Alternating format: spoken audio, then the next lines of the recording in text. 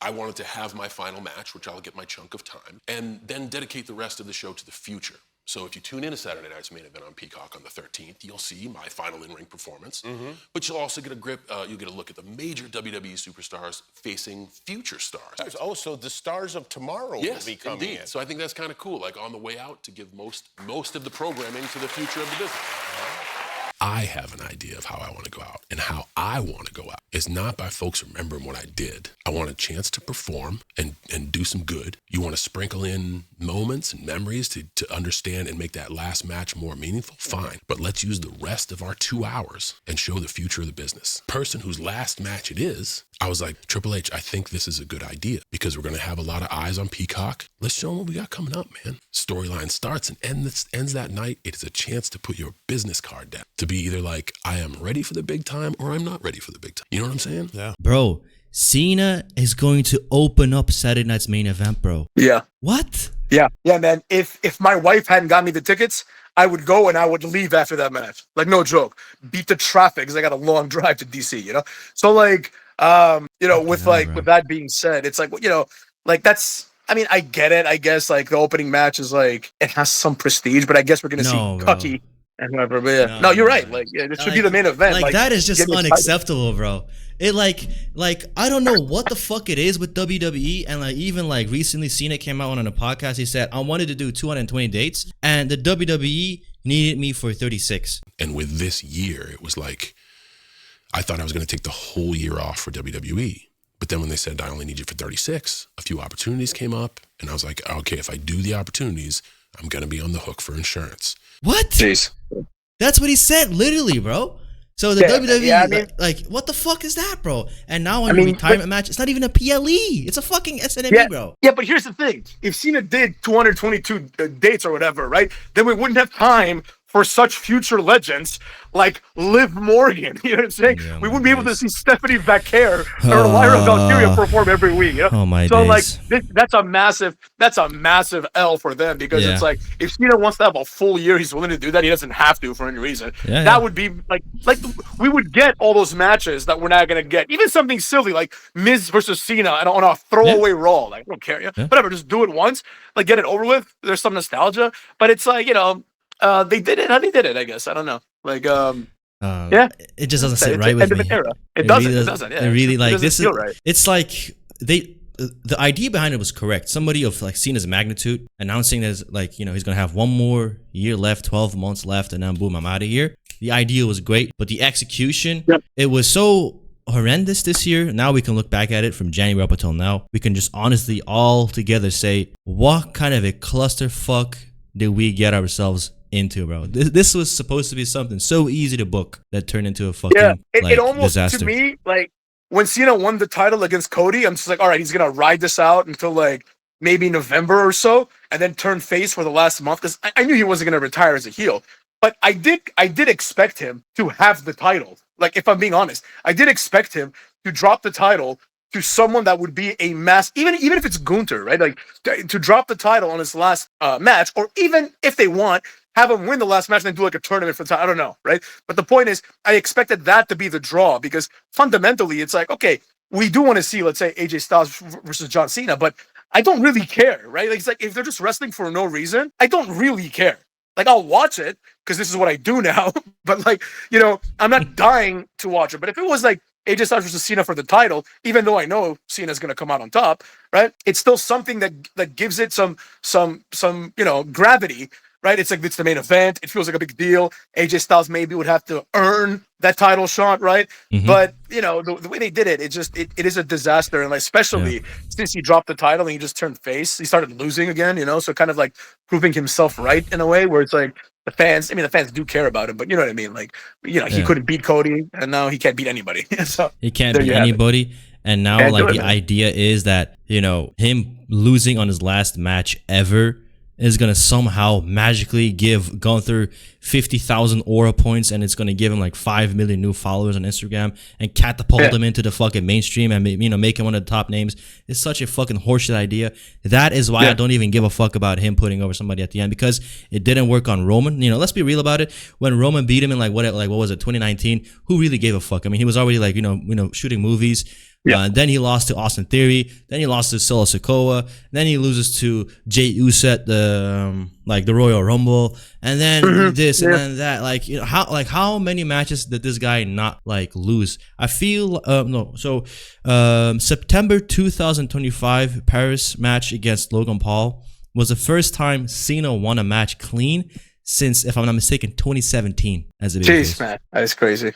So yeah. So like, what the fuck, bro? Like, who gives a fuck if he loses again, bro? Exactly. Yeah. Like Cena is like obviously like the perpetual face, and quite frankly, it's like you hit the nail right on the head. Like, even though he may have not officially retired, like up until Saturday, right? The fact is that he is no longer that Cena, right? Like, whereas other wrestlers, for example, like if you look at The Undertaker or Triple H or Shawn Michaels, right? They were somewhat on top until their retirement, right? Like Triple H was champion like a year before he retired, and in a way that he was competitive, right? Like he was always like a big attraction. Like it's kind of like if, for example, Brock Lesnar retires tomorrow. Like, yeah, he's been effectively gone from the company for a minute, but when he comes back, he's Brock Lesnar, right? Like when he comes back, he beats everybody. Whereas Cena, like he's losing, he loses to Undertaker in like 2 minutes, then he loses to like Cody Rhodes. Then he loses to everybody. So like it's like that old Cena has been gone for a long time. He lost to Solo Sikoa, and like all these people that have beaten him, like I'm talking about the lower level guys like the Solo Sikoas or the Austin Theories, right? It's like the expectation was, wow, Austin Theory beat Cena at WrestleMania. Austin Theory is a big deal, right? But that's not what happened. So it's like beating Cena. We've already seen that beating Cena in what is effectively billed as like his last match, kind of. Right, so like when Austin Theory beat Cena, it was kind of billed as like, all right, this is Cena's last like serious match. You know what I mean? It's the last time you're gonna see him do anything of value, and then they gave us this run, which it is what it is, Yeah. So like a lot of people have beaten Cena when like you know that moment where like Cena gets pinned and then he sits on his ass in the middle of the ring and he's like disappointed, and then like Michael Cole says, "Oh, what's next for Cena?" Like we've seen that moment like 15 times. You know what I mean? So like we're gonna see it one more time now, but for the last time. Thank God. At least it's rough, man. It makes me depressed.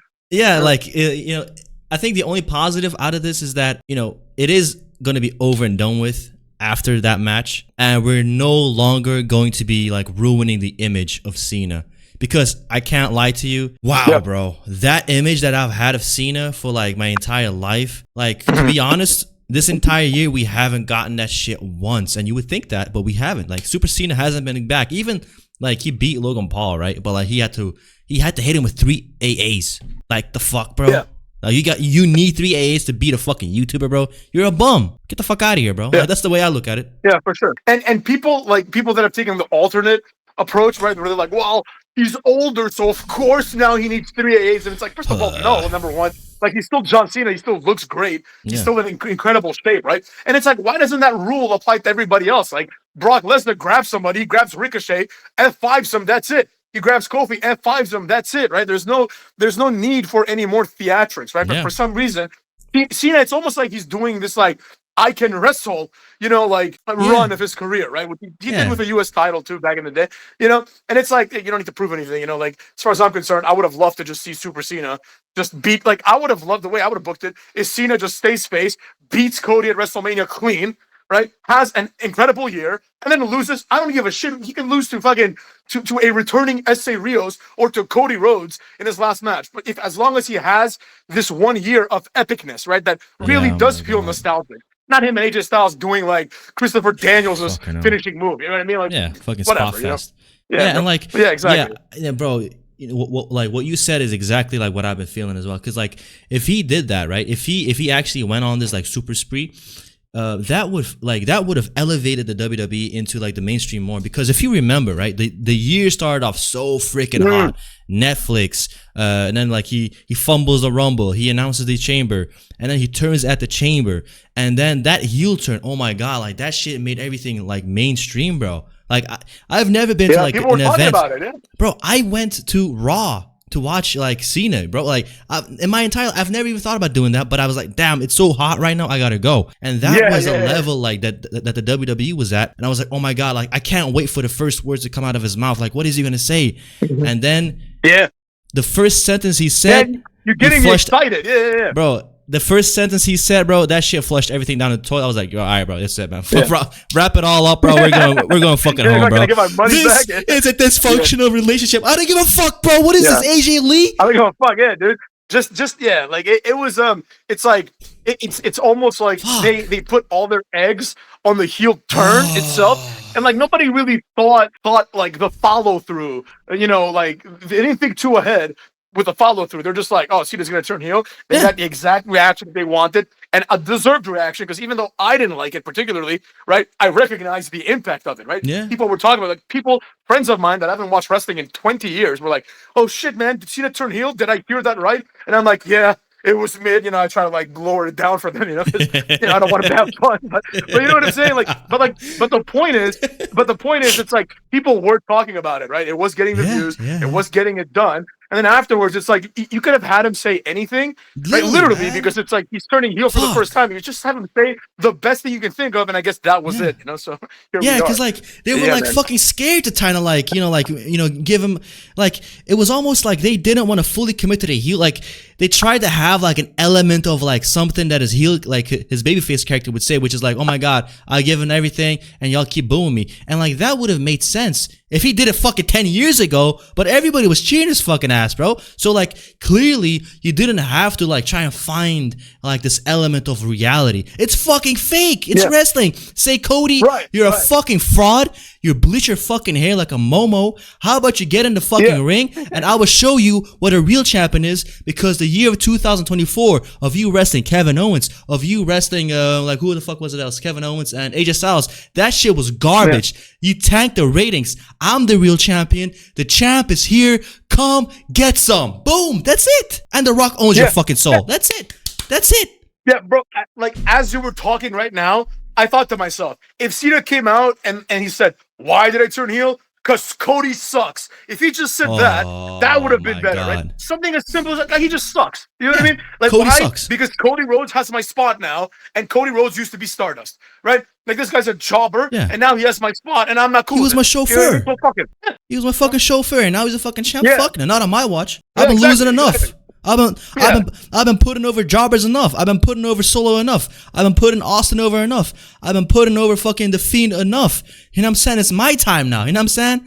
The last time is now, and the champ is here, baby. Boom. But no. I feel like my time is now. Yeah. And no. What happened though? What happened though? Like they had 3 like promo face-offs, and in every single promo face-off, he got laid on his fucking ass, bro. That is such disrespect. Like I want to break my fucking monitor thinking about that shit, bro. Like, why the fuck are we doing this shit, bro? Yeah, for real. Yeah. Fuck, man. He came out looking so weak, even though he beat Cody. Like, everything, he just looked so weak the entire time, you know? Yeah, like it looked like if it was a fair fight, Cody would beat his ass. And like, what the fuck, bro? Exactly. Yeah. Oh, exactly. Man. And now it's like we're at the time. Like now, in these next few weeks, this next week, we're at the situation where it's like the guy that would have gotten his ass beat by everybody and did get his ass beat by a lot of people now wrestles Gunther, right? And it's like, it is what it is, you know? Oh my god. Like I said, man, the only draw of this to me is just like, it's the last time we're going to see Cena wrestle, presumably, you know? So that's the only, like, you know, so I am excited for that, but like, you know, I wish I was like more excited, you know, like I should be like the most excited I've ever been about wrestling since like 1999, you know? And I'm not. So there you have it. But, you know, we get what we get and we don't get upset. Exactly. So there it is.